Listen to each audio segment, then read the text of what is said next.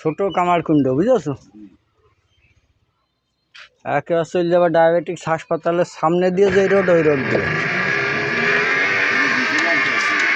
আর যুব উন্নয়নের পাশে, ছোট কামারকুণ্ড যুব উন্নয়নের পাশে।